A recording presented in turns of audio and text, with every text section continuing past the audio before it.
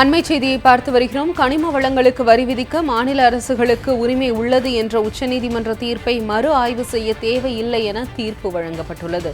கனிம வளங்களுக்கு வரி விதிக்க மாநில அரசுகளுக்கு உரிமை உள்ளது என்ற தீர்ப்பை எதிர்த்து தாக்கல் செய்யப்பட்ட சீராய்வு மனுவை தள்ளுபடி செய்தும் உத்தரவு பிறப்பிக்கப்பட்டுள்ளது.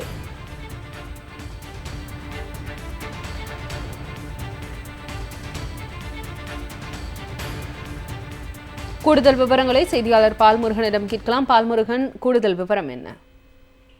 அது கனிம வளங்களுக்கு மாநில அரசுகள் வரி விதிக்கலாம் என்கிற ஒரு முக்கியமான தீர்ப்பை கடந்த 2 மாதங்களுக்கு முன்பாக உச்சநீதிமன்றம் வழங்கி இருந்தது.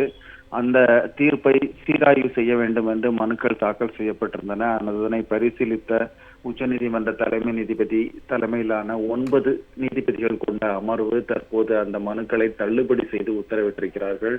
ஏற்கனவே வழங்கப்பட்ட அந்த தீர்ப்பை சீராய்வு செய்ய எந்த முகாந்திரமும் இல்லை என்று கூறி தற்போது மனுக்கள் தள்ளுபடி செய்யப்பட்டிருக்கின்றன.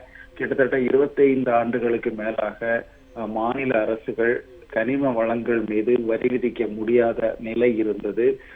இந்த சூழ்நிலையில் தான் உச்சநீதிமன்றம் அது தொடர்பான வழக்குகளை விசாரித்து கடந்த ஆகஸ்ட் மாதம் மாநில அரசுகளுக்கு கனிம வளங்கள் மீது வரி விதிப்பதற்கான உரிமை உள்ளது என்கிற தீர்ப்பை வழங்கியிருந்தது.